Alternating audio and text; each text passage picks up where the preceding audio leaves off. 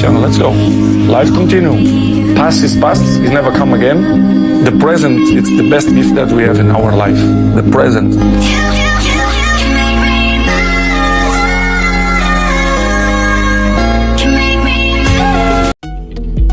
दोस्तों, हर साल दुनिया भर में हजारों साइंटिफिक रिसर्च पेपर्स पब्लिश करे जाते हैं, जिसमें साइकोलॉजिकल रिसर्च का भी बहुत बड़ा हिस्सा होता है। पर देखा जाए तो इन साइकोलॉजिकल रिसर्च और स्टडीज को रीड करना एक नॉर्मल इंसान के लिए जितना मुश्किल होता है, उन बातों को रियल लाइफ में अप्लाई करना उतना ही आसान भी है। इसीलिए आज की वीडियो में हम आपके साथ 12 ऐसे साइकोलॉजिकल फैक्ट्स को शेयर करेंगे जिन्हें जानने के बाद आप पहले जैसे सेम नहीं रहोगे।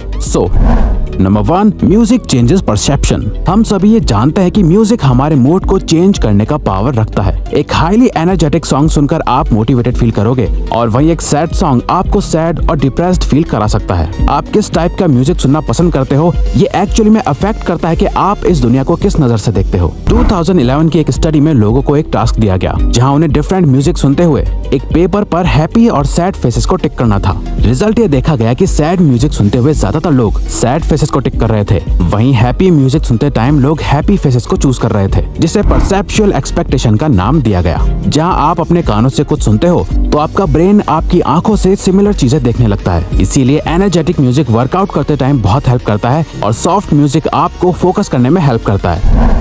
Dunning Kruger effect. 1999 में 2 सोशल साइकोलॉजिस्ट ने ये डिस्कवर करा कि इंटेलिजेंट लोग हमेशा अपने आप को एक बिलो एवरेज पर्सन की तरह ट्रीट करते हैं। वो कभी भी खुद को बाकियों से ज्यादा स्मार्ट नहीं मानते। वहीं दूसरी तरफ एवरेज आईक्यू वाले लोग इसका बिल्कुल ऑपोजिट करते हैं। उन्हें हमेशा ये लगता है कि वो बाकियों से ज्यादा बेटर है। इसीलिए अगर आप ऐसे लोगों से मिलो जो हर बात में खुद को सुपीरियर शो करते हैं, जो ये दिखाते हैं कि वो कितने ज्यादा स्मार्ट हैं, तो समझ जाओ कि ये बस एक डनिंग-क्रूगर इफेक्ट का असर है। वो असल में इतने इंटेलिजेंट नहीं है जितना वो दिखा रहे हैं, क्योंकि एक हाईली इंटेलिजेंट पर्सन कभी भी अपनी नॉलेज से सेटिस्फाइड नहीं होता। वो हमेशा खुद की एबिलिटी पर डाउट करता है, क्योंकि उन्हें लगता है कि वो और बेहतर हो सकता है। फॉर एग्जाम्पल, आपने अक्सर ये तो देखा ही होगा, जो दोस्त ये कहता है कि उसने एग्जाम के लिए कुछ नहीं पढ़ा, वो बिल्कुल प्रिपेयर होके नहीं आया था। मोस्टली केसेस में उसी फ्रेंड के अच्छे मार्क्स आते हैं, जबकि उसने बोला था कि मेरा एग्जाम अच्छा नहीं गया, मैं और अच्छा कर सकता था। क्योंकि मानो या ना मानो, वो सच में थोड़ा ज्यादा इंटेलिजेंट पर्सन है।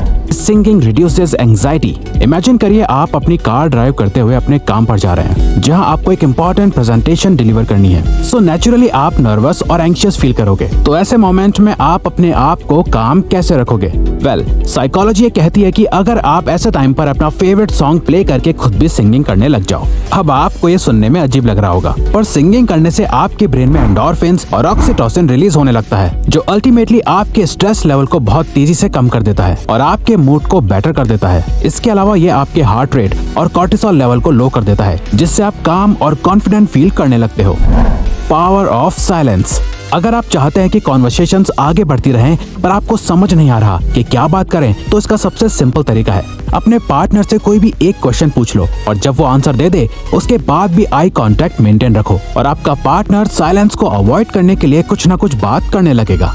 स्टडीज में देखा गया है, जब कोई पर्सन आपके सामने ओपन होने में स्ट्रगल करता है या अपनी फीलिंग्स को हाइड करता है, इस टाइम पर इंफॉर्मेशन निकलवाने के लिए बस एक क्वेश्चन पूछो और कुछ देर साइलेंट हो जाओ, क्योंकि किसी भी कॉन्वर्सेशन के बीच साइलेंस अच्छा नहीं लगता, जिसे अवॉइड करने के लिए वो इन्फॉर्मेशन शेयर करने लगता है या आपसे क्रॉस क्वेश्चन पूछने लगता है, जो अल्टीमेटली कॉन्वर्सेशन को मेंटेन रखता है। Playing dumb. अगर आप किसी के सामने अपना गुड इंप्रेशन बनाना चाहते हो तो किसी ऐसे टॉपिक के बारे में बात करो जो उन्हें बहुत पसंद है और उसके बारे में उनसे सीखो। फॉर एग्जाम्पल, आप किसी से मिले जिसे कार्स में बहुत इंटरेस्ट है।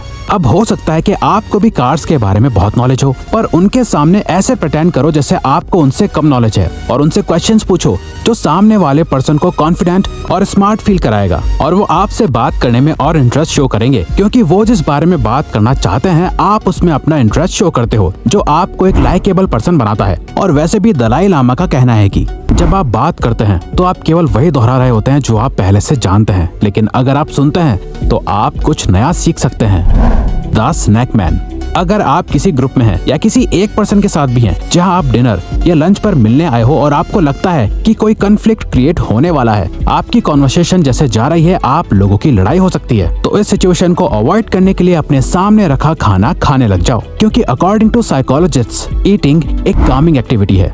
जब लोग कुछ खा रहे होते हैं तो बाकी लोग उस एनवायरनमेंट में कंफर्टेबल फील करते हैं। तो जब भी आपको लगे कि कोई बहुत ही अग्रेसिव हो रहा है या आप लोगों की बहस होने वाली है, तो उस पर्सन के पास जाके बैठ जाओ और उन्हें कुछ खाने को ऑफर करो। ऐसे टाइम पर एक सिंपल चॉकलेट भी आपकी रिलेशनशिप को बहुत हेल्प कर सकती है। Forming a habit. आपने कभी ये सोचा है कि एक हैबिट को फॉर्म करने में कितना टाइम लगता है? पहले ये माना जाता था कि किसी भी हैबिट को फॉर्म या ब्रेक करने में सिर्फ 21 डेज का टाइम लगता है, पर एक न्यू साइकोलॉजिकल रिसर्च के अकॉर्डिंग किसी भी हैबिट को बिल्ड करने के लिए अराउंड 66 डेज लगते हैं। इसीलिए जो लोग ये सोचकर कोई भी न्यू हैबिट बिल्ड करना स्टार्ट करते हैं कि 21 डेज के बाद उन्हें आदत पड़ जाएगी, और जब वो 22nd डे पर फेल हो जाते हैं तो उन्हें बहुत डिसअपॉइंटमेंट होती है और वो क्विट कर देते हैं। रिसर्च के अकॉर्डिंग अगर आप 66 डेज को 3 फेजेस में बांट दें, जहां शुरू के 22 दिन आपको बहुत अनकंफर्टेबल फील होंगे, नेक्स्ट 22 दिन आपसे बिल्कुल हैंडल नहीं होंगे, आप ऑलमोस्ट क्विट कर देंगे, और लास्ट 22 डेज के बाद आप एक मोमेंटम बिल्ड कर लेंगे, जिसके बाद वो हैबिट आपके माइंड और बॉडी से कनेक्ट हो जाएगी, आपकी रूटीन में आ जाएगी और आप सक्सेसफुली हैबिट बिल्ड कर लेंगे। Call people bye their name. Psychologist कहते हैं कि हर पर्सन को अपना नाम सुनना सबसे फेवरेट साउंड लगता है, क्योंकि हम सभी के लिए अपना नाम बहुत इंपॉर्टेंट होता है। तो जब कोई आपके नाम को याद रखता है तो आप भी अपनी इंपॉर्टेंस फील करते हो। सिमिलरली आपने ये नोटिस करा होगा कि जब कोई आपका नाम भूल जाता है तो आप इंसल्टेड भी फील करते हो। इसीलिए किसी के सामने अपनी लाइकेबल प्रेजेंस बनाने के लिए इम्पोर्टेंट है कि कॉन्वर्सेशन में आप सामने वाले के नाम को यूज करते रहो, जो उन्हें इम्पोर्टेंस फील कराता रहेगा और वो आपके साथ और कंफर्टेबल फील करने लगेंगे। मल्टीटास्किंग। क्या आपको लगता है कि आप मल्टीटास्किंग कर सकते हो? वेल, न्यूरोसाइंस के अकॉर्डिंग हमारा ब्रेन एक टाइम पर सिर्फ एक ही चीज पर फोकस कर सकता है। कई बार जब आप 2 काम एक साथ कर रहे होते हो तो आपको ऐसा लगता होगा कि आप मल्टीटास्किंग कर रहे हो, पर रियल में आपका ब्रेन बहुत ही तेजी से उन दोनों कामों के बीच अपना फोकस शिफ्ट कर रहा होता है। हम चलते चलते एक दूसरे से बात करते हैं, क्योंकि ये बिहेवियर्स ऑटोमेटिक और ऑटो पायलट मोड से होते हैं। वहीं ऐसे टास्क जिनमें बहुत फोकस करने की नीड होती है, वहाँ वो साइमल्टेनियसली काम नहीं कर सकता। फॉर एग्जाम्पल, बुक रीड करते हुए टीवी देखना। अब यहाँ पे आपको लगेगा कि आप दोनों काम एक साथ कर रहे हो, पर रियल में एक टाइम पर आपका फोकस या तो रीडिंग करने पर है या टीवी देखने पर। Provide a choice. अगर आप चाहते हैं कि सामने वाला पर्सन एक डिसीजन ले जो आपके फेवर में हो, तो सिंपली उन्हें ऑप्शंस दो जो आपके डिसीजंस के फेवर में हो। फॉर एग्जाम्पल, अगर कोई अपने बच्चे को पढ़ाई करने के लिए बोलना चाहता है, तो सिंपली उसे ये बोलने के बजाय कि जाओ पढ़ो, उन्हें चॉइस दो कि चलो पढ़ाई का टाइम हो गया, पहले इंग्लिश पढ़ोगे या मैथ्स। तो जब वो कोई भी चॉइस लेंगे तो उन्हें लगेगा कि वो खुद ये डिसीजन ले रहे हैं, वो अपने कंट्रोल में है। अब ये ट्रिक आप किसी के भी साथ यूज कर सकते हो। जैसे आपने नोटिस करा होगा कि हर रेस्टोरेंट में वेटर्स इसी ट्रिक का यूज करते हैं। वो आपको वो सारे ऑप्शंस देते हैं जो वो चाहते हैं कि आप ऑर्डर करो, और आप इनडायरेक्टली वही करते हो, पर आपको ऐसा लगता है कि वो डिसीजन आपने लिया, लेकिन रियलिटी में वो डिसीजन आपके वेटर ने पहले ही ले लिया था। यानी कि वो ट्राई करते हैं कि आप कुछ चुनिंदा चीजों में से ही कुछ एक चीज ऑर्डर कर दें, जिसे रेडी करने में रेस्टोरेंट को ज्यादा टाइम ना लगे। The power of sunlight. दोस्तों, आपने भी नोटिस करा होगा कि पूरा दिन अपने घर या ऑफिस में बिताने के बाद जब आप बाहर निकलते हैं तो इंस्टेंटली आपका मूड बेटर हो जाता है, क्योंकि सनलाइट के बेनिफिट सिर्फ मेडिकल फील्ड्स में नहीं है जो सिर्फ आपकी बोन्स के लिए बेटर है, बल्कि कई रिसर्च में देखा गया है कि सनलाइट कई मूड डिसऑर्डर्स जैसे डिप्रेशन को भी प्रिवेंट करता है। सनलाइट से मिलने वाला विटामिन डी मूड स्टेबलाइजर की तरह एक्ट करता है और हमारे ब्रेन में प्लेजरेबल हार्मोन्स को रिलीज करता है। और ये देखा गया है कि जिन कंट्रीज में सनलाइट की रीच कम होती है, वहाँ के लोगों में डिप्रेशन के ज्यादा सिम्टम्स देखे जाते हैं। तो आपको बस दिन में 10 मिनट डायरेक्ट सनलाइट लेनी है, जो लिटरली आपकी लाइफ को चेंज कर देगा, और ये मॉर्निंग सनलाइट होगी तो और भी अच्छा।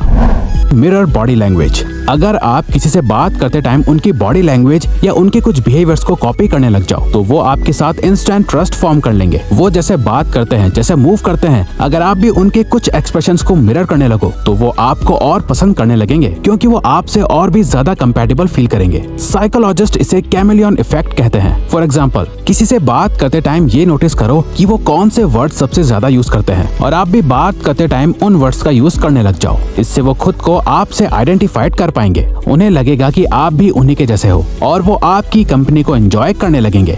तो अगर आपको ये वीडियो अच्छी लगी तो वीडियो को लाइक और सब्सक्राइब बटन पे क्लिक करके इस चैनल को ग्रो करने में सपोर्ट करो, और बेल नोटिफिकेशन ऑन कर लीजिए ताकि आप आने वाली वीडियोस मिस ना कर पाओ। Thank you for watching.